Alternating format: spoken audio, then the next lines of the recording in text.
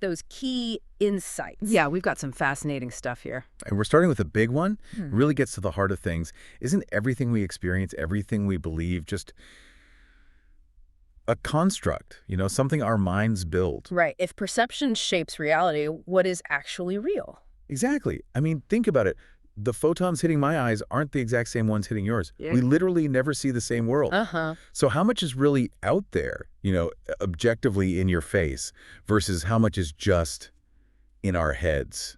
An interpretation. That's the perfect setup for what we're digging into. The sources today cover loads, research, videos, all looking at consciousness, life's origins, even the ethics of where we're heading with tech. We'll be touching on things like the DMT decoupling protocol, something called the quantum superfluid ocean theory, or PZMOT. PZMOT, right. The chirality paradox, and some really relevant warnings from Norbert Wiener's The Human Use of Human Beings. So the mission is to sift through all this, find the big takeaways, and see how they challenge, our basic ideas about reality, maybe even the divine, and what it means to be human now. Yeah, prepare for some surprising connections. It feels like the deeper you go, the more you see reality as, well, constantly changing, always kind of under construction, maybe limited just by how we understand it. That's a great way to put it. Our definitions of gravity, light, time, they seem solid, but our grasp on them keeps evolving. Okay, so let's jump into that first idea, our personal reality being unique. It's not just philosophical poetry, right? Biologically, we are getting different data. Absolutely. It really makes you pause and think, how much of what we call objective reality is just agreed upon interpretation versus something undeniably there? And that's where this PSUMOA idea, the quantum superfluid ocean theory, comes in. It makes a pretty bold claim that it solves the hard problem of consciousness. Okay, the hard problem.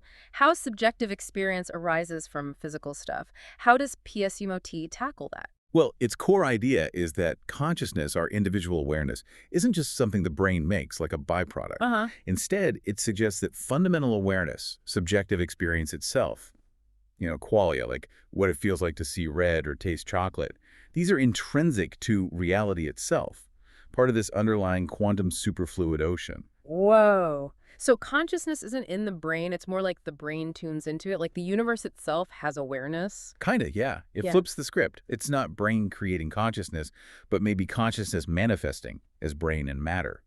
It fundamentally challenges that materialist viewpoint. That is radical. Okay, if consciousness is fundamental, woven into reality, then what about these extreme states? Like near-death experiences or DMT states. Our sources mention the DMT decoupling protocol. Right. And this ties in. The theory suggests the experiences reported aren't just random brain noise or hallucinations. They feel incredibly real to people who have them. Exactly. The idea is it might be a direct, maybe unfiltered perception of a deeper layer of reality. But crucially, it's shaped by the person's own beliefs, memories, archetypes, their inner world. So your own mind co-creates the reality you experience in those states. That really hammers home this idea of reality being dynamic, under construction based on our internal framework. Precisely. And it echoes what someone like Terence McKenna talked about, right? This idea of dropping rigid beliefs and just experiencing directly. He said the universe is stranger than we suppose. Yeah. He argued science often misses the boat because it focuses only on repeatable stuff, ignoring the unique experience, the sheer weirdness that he felt pervades everything. If we just stick to our predefined boxes of what's real, we might miss the bigger picture entirely. We limit ourselves, yeah. We keep reinforcing our current perception as the only possibility. So if our perception is that influential, even co-creating reality in some states, what does that do to our understanding of fundamental laws like gravity or light or time? Are they as fixed as we assume? Or are they also, in a way, shaped by how we observe and conceive of them? Yeah. Well, it connects directly to Norbert Wiener's observations back in the mid-20th century. In The Human Use of Human Beings, he pointed out this shift happening in physics. What kind of shift? A move away from naive realism, as he called it. He said, the world as it actually exists is replaced in some sense or other by the world as it happens to be observed. So the observer effect, but maybe even deeper, our understanding itself shapes the reality we describe. That's the implication. Even our most solid scientific picture is always evolving, always filtered through our perception and our concepts. It's always, like you said, under construction. Okay, this is fascinating. If even physics is influenced by observation, Let's look at biology. What about life's basic building blocks? This brings us to the chirality paradox. Life's broken mirror, right? Exactly. Chirality, it just means handedness at the molecular level. Like our hands. Mirror images, but you can't stack them perfectly. Perfect analogy. A left glove doesn't fit a right hand. Lots of molecules are like that. They come in left and right-handed versions, mirror images called enantiomers. And this isn't just some minor detail, is it? It matters hugely. Oh, monumentally. Think about drugs. LDOPA helps with Parkinson's. Its mirror image, DDOPA. Yeah. Useless, even harmful. And the thalidomide tragedy? That was chirality, wasn't it? A horrific example. One hand of the molecule was supposed to help with morning sickness. The other caused devastating birth defects. Wow. Even smells. One version of limon smells like pine. Its mirror image smells like citrus. Same atoms, just arranged differently in 3D space. Okay, so handedness is critical, but here's the paradox part you mentioned. Right. If you synthesize these chiral molecules in a lab, just using basic chemistry, you almost always get a 50-50 mix of both hands. It's called a racemic mixture. Makes sense, right? Symmetrical. Yeah, seems logical. But life throws that logic out the window. It is incredibly selective. It picks one hand for a specific job and completely ignores the other. This is called homochirality. So like all the amino acids making up our proteins. All left-handed, every single one. In you, me, a tree, bacteria. All life we know. And the sugars in our DNA. All right-handed. Yeah. And DNA itself, the double helix, always twists to the right. There are literally no known exceptions to this rule in biology. It's a fundamental universal bias. Why? Why this extreme preference? Functionality, mostly. Life relies on precise shapes fitting together. The enzymes, receptors, DNA replication, it's like locks and keys. Okay. If you had a mix of left and right-handed parts, it would be chaos. Keys wouldn't fit locks, proteins wouldn't fold right, DNA couldn't replicate properly, you would get stable, functional structures. So it's necessary for complex life. But how did it start? That sounds like a chicken and egg problem. Exactly. To make a pure-handed molecule reliably, you often need another pure-handed molecule to act as a template or catalyst.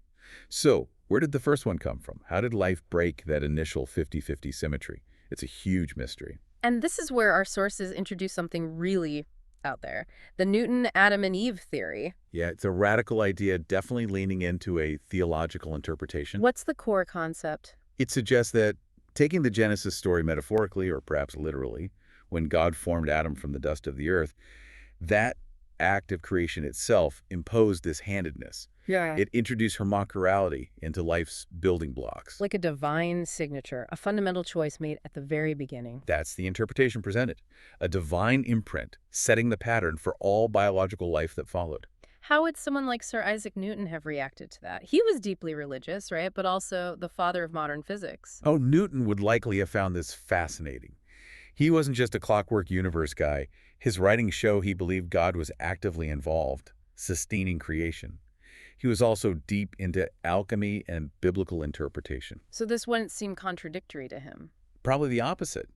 He'd likely see homochirality as profound evidence of intelligent design, revealed through both science and scripture, a sign of God's intricate handiwork, unifying his scientific and theological worlds. Okay, and this theory in our sources, it takes another step, connecting this imprint to consciousness. It does. It speculates that the forbidden fruit wasn't a literal apple, but maybe a psychedelic catalyst. The sources mention magic mushrooms specifically. Whoa. And the idea is that consuming this catalyst interacted with our specific homochiral biology. Our unique left-handed proteins and right-handed sugars. Yes. And this interaction unlocked a new kind of awareness, kicking off the development of the self-reflective thinking mind. So divinely guided evolution of consciousness. And there's even a mention, pretty speculative, about people born with an inner monologue maybe being direct descendants. Yeah, that's a very fringe speculation mentioned in the material. The idea that having that innate inner voice from birth could be a genetic echo tracing back to the first aware humans, Adam and Eve, who passed down this trait. Highly speculative, obviously. Definitely out there. Okay, so from life's origins and consciousness, let's shift to life's end, death. Does the DMT decoupling protocol shed light on that transition? It proposes a specific mechanism. The theory is that right at the moment of death, the brain releases a massive flood of endogenous DMT-N, N-dimethyltryptamine. Our own naturally produced DMT. Exactly. And in this theory, it's not just a random chemical surge. It acts like a specific chemical key, or maybe an enzyme. To do what? To facilitate an orderly decoupling, to help sever consciousness, which the theory assumes is non-local, from the physical brain and body. So it actively helps consciousness leave the biological host. That directly challenges the idea that consciousness just blinks out when the brain dies. It does. It frames the brain more like a receiver or a temporary anchor for consciousness, not the sole producer. And the DMT helps manage that transition, possibly transporting awareness to some kind of liminal space described metaphorically as God's waiting room. A transitional realm, not just oblivion. What are the proposed mechanics? How does DMT actually do this, according to the theory? It suggests a few things working together. First, neuroprotection DMT might protect neurons temporarily, keeping the hardware running just long enough for the process. Keeping the lights on for the transition. Kind of, yeah. Second, antenna retuning. It's thought to take the default mode network offline. Our ego filter, our sense of self? Right. Quieting the everyday mind chatter to potentially open perception to something much broader, less filtered. Third, an electrical signature. A surge of very specific, organized gamma brainwaves. This could be linked to things like the life review people report in NDEs. Okay, a neurological correlate. And finally, maybe most speculatively, a quantum signature. A hypothesized final, huge burst of biophotons, tiny light particles emitted by cells. The idea is this might be the quantum carrier wave for the consciousness information being released.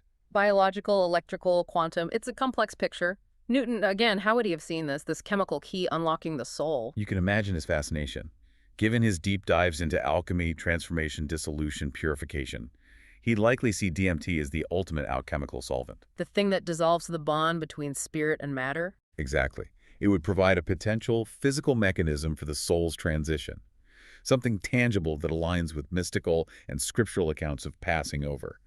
It would bridge his worlds beautifully. Now, this waiting room concept, the sources describe encountering beings there, cherubim and seraphim, like in Ezekiel's visions. Yes, wheels within wheels, full of eyes.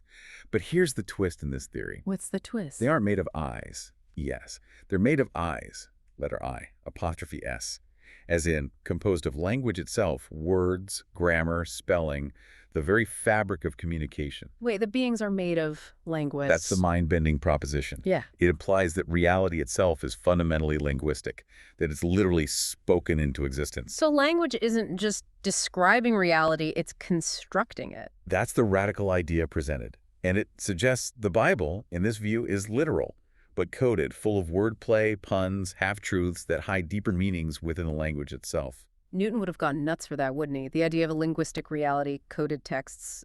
Utterly captivated. It aligns perfectly with ancient ideas of creation through divine speech, the logos, and his own fascination with finding hidden codes. These linguistic cherubim would be, for him, agents of creation itself. Okay, let's try to tie these threads together. We have subjective reality, homochorality as a possible imprint, consciousness being fundamental, PSUO, DMT facilitating transition, a linguistic universe. How does it all fit? Well, the PSAF theory is sort of presented as the underlying glue. If ego consciousness isn't made by matter, but is fundamental. Part of that quantum superfluid ocean. Right. Then both mind and matter emerge from that ocean. They're different ripples, different manifestations of the same underlying conscious reality. So it dissolves the mind-body problem by making consciousness primary. That's the goal.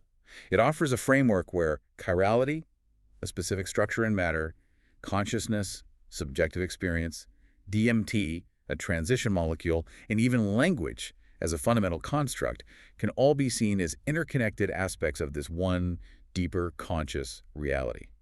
Reality isn't just particles, it's experience, structure, transition, language, all woven together. That's a huge shift in perspective, which brings us to the ethics, especially with AI. Let's bring in Norbert Wiener again. He was obsessed with the human versus machine distinction, wasn't he? Deeply. His book, The Human Use of Human Beings, is full of warnings that feel incredibly relevant now. What were his main worries? He saw an anti-humanist tendency in systems that drive to reduce people to predictable, controllable, machine-like components.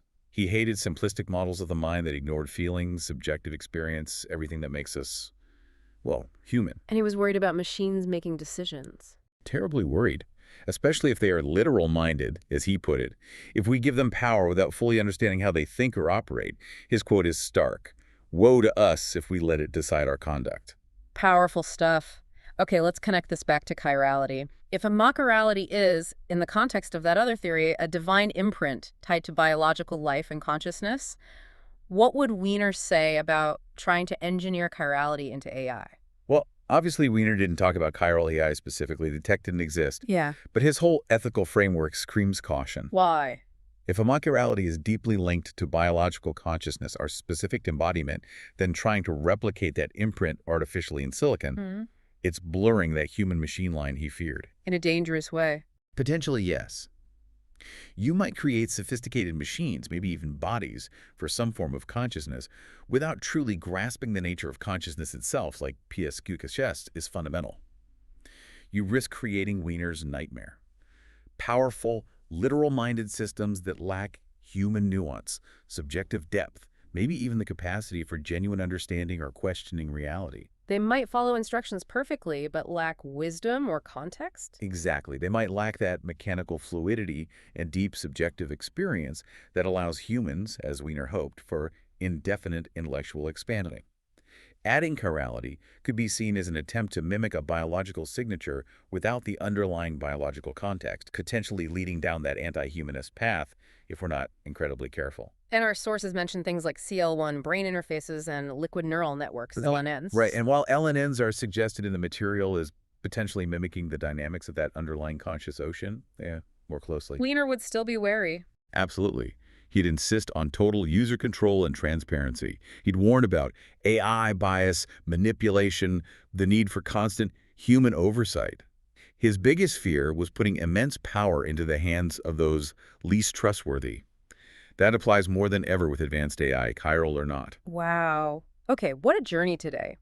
We started with questioning reality itself, the fact that you and I see different worlds. Then dove into life's handedness, that weird chirality paradox, maybe a divine signature. Explored consciousness possibly being fundamental, the DMT transition at death, a universe made of language. And ended up wrestling with Wiener's warnings about AI and what it means to be human as we build these powerful new systems. It really paints a picture of a universe that's maybe far more coherent, more integrated than we usually think. Yeah, where things like molecular structure, awareness, language, they aren't separate issues. They're deeply connected. And maybe science and more spiritual or philosophical approaches aren't always opposed. They can converge on a bigger, more awesome picture of what real is. Which leaves us with a final thought, something for you to really chew on. If reality is shaped by belief and language, if consciousness is fundamental, and if we're now building machines that might interface with or even embody consciousness. Maybe even trying to give them biological signatures like chirality. Right. Then what other profound truths, what hidden messages might still be encoded all around us, in nature, inside ourselves, in the words we use every day, just waiting for us to unlock them? And maybe more importantly, what kind of responsibility do we have as we start shaping these new realities, especially when our own grasp on what's truly real is itself always under construction?